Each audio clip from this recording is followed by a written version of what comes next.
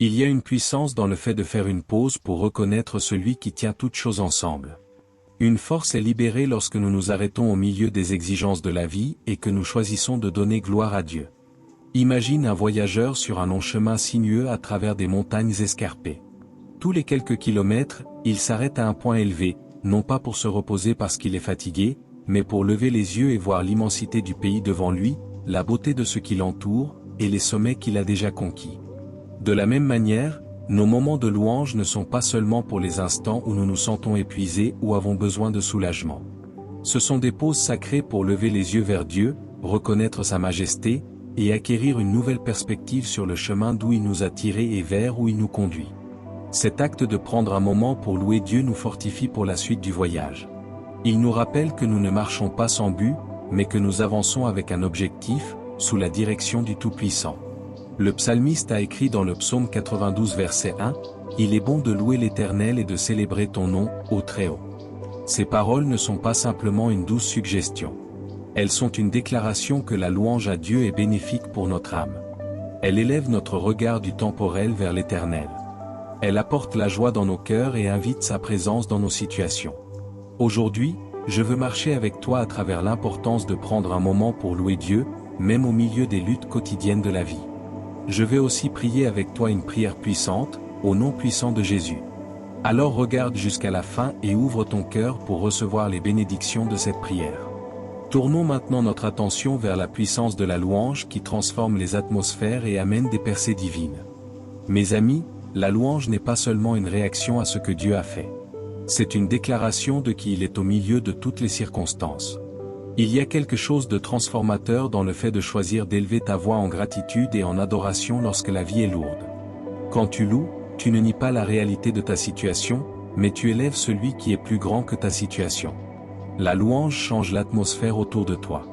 Elle déplace le regard du problème vers celui qui résout les problèmes. Elle brise le poids du désespoir et invite la présence du Seigneur dans ton espace. Paul et Silas comprenaient bien ce principe. Dans une cellule de prison sombre et humide, battus et enchaînés, ils n'ont pas attendu leur libération pour louer Dieu. Ils l'ont loué alors qu'ils étaient encore emprisonnés. Acte 16 verset 25 nous dit, « Vers le milieu de la nuit, Paul et Silas priaient et chantaient les louanges de Dieu. Et les autres prisonniers les écoutaient. » La puissance de leur louange ne s'est pas limitée à leur cœur ni même aux murs de leur cellule. Elle s'est répandue autour d'eux. Elle a transformé l'atmosphère de cette prison. La louange a le pouvoir d'agir non seulement sur ton monde intérieur, mais aussi sur l'environnement autour de toi. Lorsque tu choisis de louer Dieu, tu crées une atmosphère où des miracles peuvent se produire. Tu n'es peut-être pas enfermé derrière des barreaux physiques aujourd'hui, mais peut-être te sens-tu prisonnier du poids de la vie. Le stress, l'anxiété, la peur ou l'incertitude ont peut-être enchaîné ton cœur et ton esprit. Mais dans ces moments où il semble plus facile de se replier sur soi-même, c'est justement le moment de lever ta voix en louange. La louange brise les chaînes. Elle fait taire la voix de l'ennemi qui te dit qu'il n'y a pas d'issue. Elle te rappelle que Dieu est toujours sur le trône. David, un homme selon le cœur de Dieu, comprenait la puissance de la louange dans les temps de détresse. Dans le psaume 34 verset 1, il déclare « Je bénirai l'Éternel en tout temps, sa louange sera toujours dans ma bouche ». Remarque que David ne dit pas qu'il bénira le Seigneur seulement dans les bons moments. Il a pris la décision que, quelle que soit la saison, sa réponse serait la louange. Ce type de louange ne dépend pas des sentiments. C'est un choix, une décision puissante d'honorer Dieu indépendamment de ce qui se passe. Il se passe quelque chose dans le monde spirituel lorsque tu choisis de louer au milieu de la difficulté. La louange déroute l'ennemi. Dans 2 Chroniques 20, lorsque Josaphat et le peuple de Juda faisaient face à une armée écrasante, ils n'ont pas commencé avec des armes. Ils ont commencé avec la louange. 2 Chroniques 20 verset 22 dit, « Au moment où l'on commença les chants et les louanges, l'Éternel plaça une embuscade contre les fils d'Ammon, de Moab et de la montagne de Séhir, qui étaient venus contre Juda, et ils furent battus. Leur louange les a précédés et a préparé le chemin pour leur victoire. » C'est un rappel que lorsque tu élèves ta voix en adoration, tu ne fais pas que chanter des chants. Tu engages un combat spirituel. Mes amis, la louange a le pouvoir de renverser la situation. Elle ne change pas toujours les circonstances immédiates, mais elle change toujours l'atmosphère en toi. Quand ton cœur est aligné avec Dieu par la louange, tu trouves de la force là où tu te sentais faible. tu découvres l'espérance là où il y avait du désespoir. Tu vois des possibilités là où il semblait n'y en avoir aucune. Louange nous rappelle aussi la fidélité de Dieu. Elle nous fait nous souvenir des fois où il nous a délivrés, pourvus, et consolés. Lorsque tu commences à te remémorer la bonté de Dieu, ta foi est ravivée. Ton cœur devient plus léger, et ta perspective passe de ce qui manque à l'abondance de sa grâce. Le psaume 103 versets 2 à 5 dit, « Mon âme, bénis l'Éternel, et n'oublie aucun de ses bienfaits. C'est lui qui pardonne toutes tes iniquités, qui guérit toutes tes maladies. C'est lui qui délivre ta vie de la fosse, qui te couronne de bonté et de miséricorde. C'est lui qui rassasie de bien ta vieillesse, qui te fait rajeunir comme l'aigle. » C'est un appel à se souvenir et à louer. Choisir de louer Dieu, c'est choisir la vie. C'est choisir d'aligner ton cœur et ton esprit avec sa vérité plutôt qu'avec les faits temporaires de ta situation actuelle. Même lorsqu'il semble n'y avoir aucune raison de louer, il y a toujours la nature immuable de Dieu. Il est bon. Il est fidèle. Il est puissant. Ces vérités suffisent à justifier notre louange chaque jour. Et quand tu loues, cela fortifie ton esprit. Tu deviens comme ce voyageur sur la montagne qui s'arrête pour lever les yeux et voir au-delà de la lutte immédiate. Tu entrevois une image plus grande.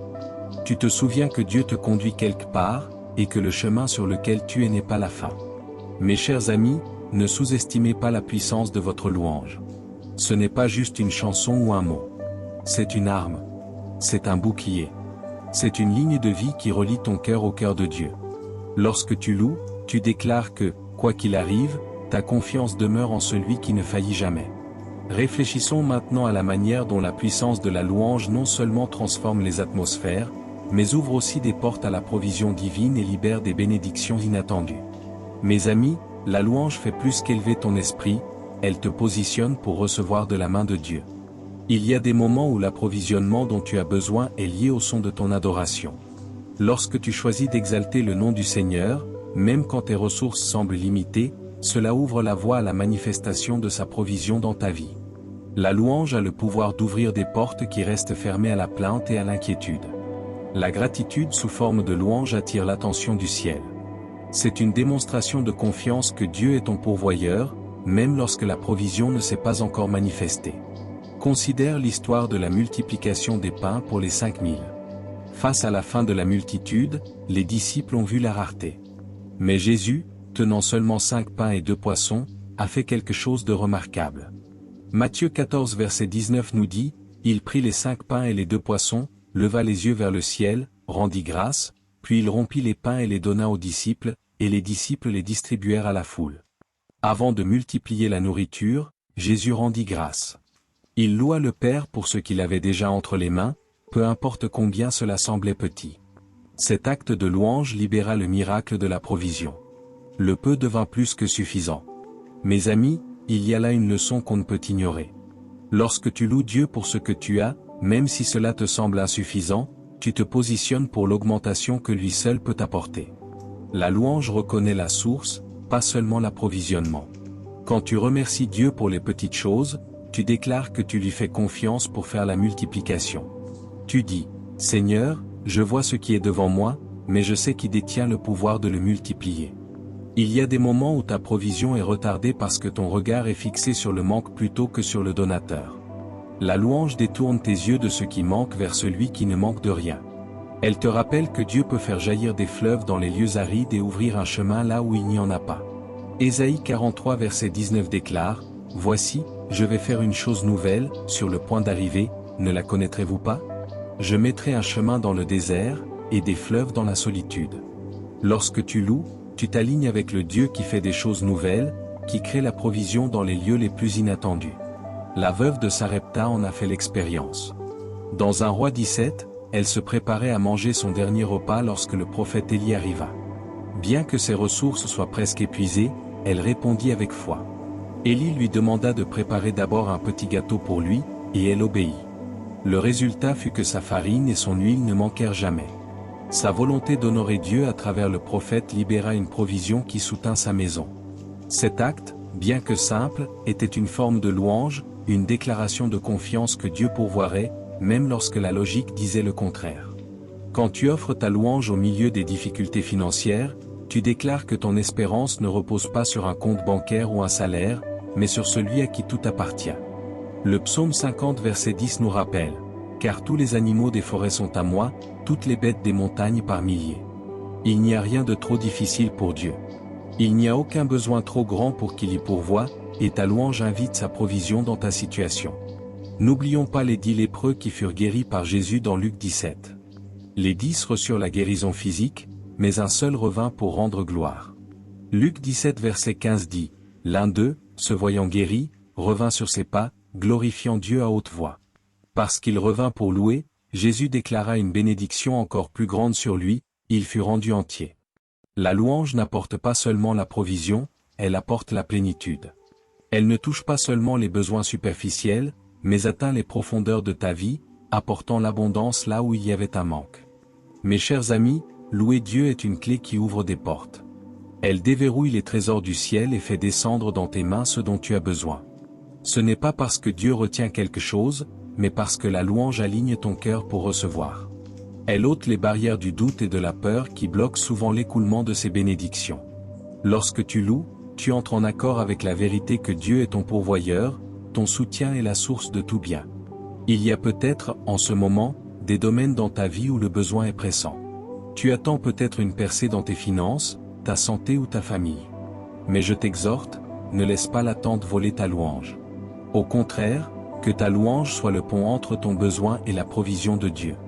Élève ta voix et proclame sa bonté. Remercie-le pour ce qu'il a déjà fait et pour ce qu'il est sur le point de faire, car il est fidèle et sa provision ne manque jamais. Ta louange est un acte de foi. Elle dit, « Seigneur, je te fais confiance même avant de voir la réponse. Je sais que tu es à l'œuvre dans les coulisses, préparant ce dont j'ai besoin. » Par la louange, tu peux débloquer la provision que Dieu a déjà préparée pour toi.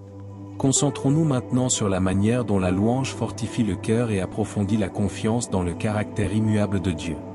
Mes amis, la louange produit quelque chose de puissant dans le cœur du croyant. Ce n'est pas seulement chanter des chants ou prononcer des paroles. C'est ancrer plus profondément ta confiance dans le fondement de qui est Dieu. Quand la vie paraît incertaine et que les questions dépassent les réponses, la louange stabilise l'âme. Elle construit la confiance dans le caractère de Dieu, te rappelant qu'il est fidèle, même lorsque le chemin devant toi est obscur. Et la confiance ne grandit pas dans la facilité. Elle se forge dans les moments où tout en toi veut vaciller. La louange agit comme le carburant qui maintient la confiance vive. Quand tu choisis de louer, tu renforces la vérité que Dieu est digne de confiance. Tu te rappelles à toi-même qu'il n'a jamais failli et qu'il ne commencera pas maintenant. Abraham, le père de la foi, comprenait cela profondément. Romains 4 versets 20 à 21 nous dit, « Il ne douta point, par incrédulité, de la promesse de Dieu, mais il fut fortifié par la foi, donnant gloire à Dieu, et ayant la pleine conviction que ce qu'il promet il peut aussi l'accomplir. » Abraham louait même avant de voir l'accomplissement de la promesse. Sa louange fortifiait sa foi et sa confiance dans la capacité de Dieu à agir. Il n'avait pas besoin de la réponse visible pour croire que Dieu interviendrait. Mes amis, il y a des saisons où la confiance semble fragile. Quand l'attente est longue et que les réponses tardent, il est facile de laisser le doute s'infiltrer. Mais la louange bâtit un mur contre ce doute. Elle rappelle à ton cœur les promesses de Dieu et son historique de fidélité. Quand tu déclares sa bonté même avant la percée, tu dis, « Seigneur, je te fais confiance au-delà de ce que je vois. » Considère Job, un homme qui a enduré des pertes et des douleurs au-delà de ce que la plupart peuvent imaginer. Au milieu de tout cela, Job choisit de bénir le nom du Seigneur. Job 1 verset 21 rapporte sa réponse. « Nu je suis sorti du ventre de ma mère, et nu j'y retournerai. L'Éternel a donné, et l'Éternel a repris, que le nom de l'Éternel soit béni. » Ce n'était pas une louange née du confort, mais d'une confiance profonde. Job savait que le caractère de Dieu ne changeait pas avec les circonstances. Sa louange reflétait sa confiance inébranlable dans la souveraineté de Dieu. Une confiance renforcée par la louange ne dépend pas des résultats. Elle repose sur la nature même de Dieu. Lorsque tu loues, tu déclares que Dieu est digne non pas à cause de ce qu'il fait, mais à cause de qui il est. Tu te rappelles qu'il est l'alpha et l'oméga, le commencement et la fin. Ce genre de confiance apporte la paix au cœur de la tempête et la joie dans l'attente. David révèle également ce lien profond entre la louange et la confiance. Dans le psaume 56 verset 4, il écrit « Je me glorifierai en Dieu, en sa parole, je me confie en Dieu, je ne crains rien, que me ferait un homme ?» Note le lien entre louange et confiance. David louait la parole de Dieu, et cela ancrerait sa confiance. La peur perdait son emprise parce que sa confiance était fondée sur la louange. Il y a des moments où le cœur se sent faible, et où la confiance semble lointaine.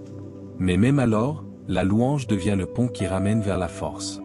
Il ne s'agit pas de prétendre que tout va bien, mais de proclamer que Dieu reste parfait en toutes ses voies. La louange élève ton regard au-delà de la situation, vers celui qui tient toutes choses entre ses mains. Pense à Daniel dans la fosse aux lions. Avant même que la délivrance n'arrive, Daniel demeurait ferme dans sa dévotion et sa louange envers Dieu. C'est cette louange constante qui renforçait sa confiance, même face au danger. Dieu honora cette confiance en fermant la gueule des lions. Daniel 6 verset 23 dit.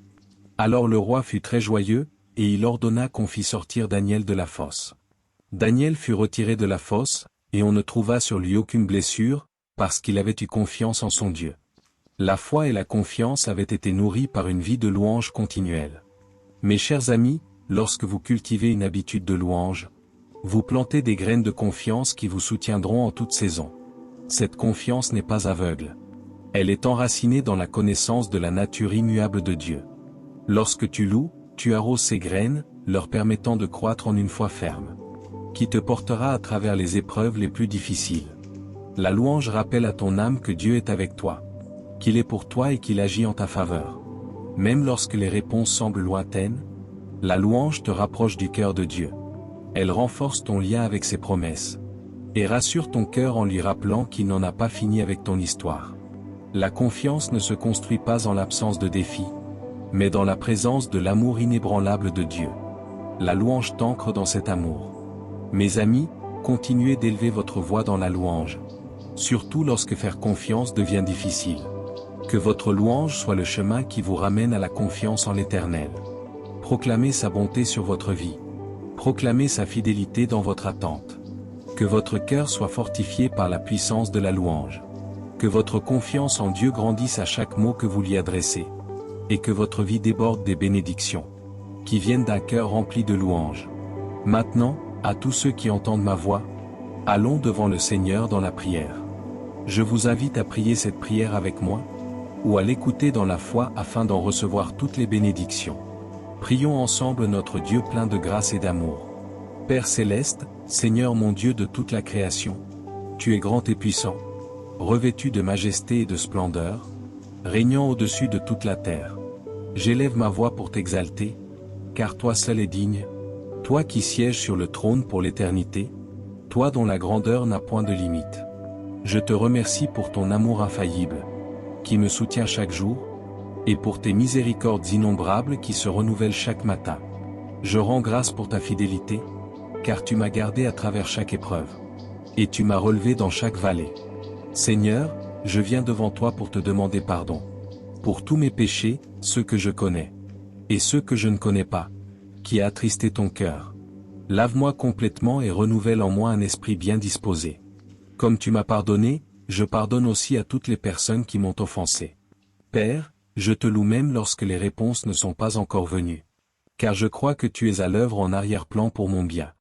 Je déclare, au nom de Jésus, que ma louange ne sera jamais réduite au silence. Je réprimande toute chaîne de peur, de doute et d'anxiété dans ma vie. Je déclare qu'aucune prison de manque ou de désespoir ne pourra me retenir captif. Car je suis libre au nom de Jésus. Je me tiens sur ta parole, ô Seigneur, et je proclame la provision sur ma vie. Car tu es mon pourvoyeur. Que chaque porte que tu as ordonnée s'ouvre largement. Je proclame la guérison sur mon corps, mon esprit et mon âme, croyant que par les meurtrissures de Jésus, je suis guéri.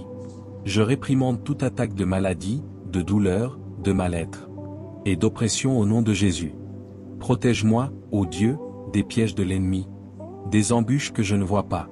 Entoure-moi de tes anges comme d'un bouclier, afin qu'aucune arme formée contre moi ne puisse m'atteindre.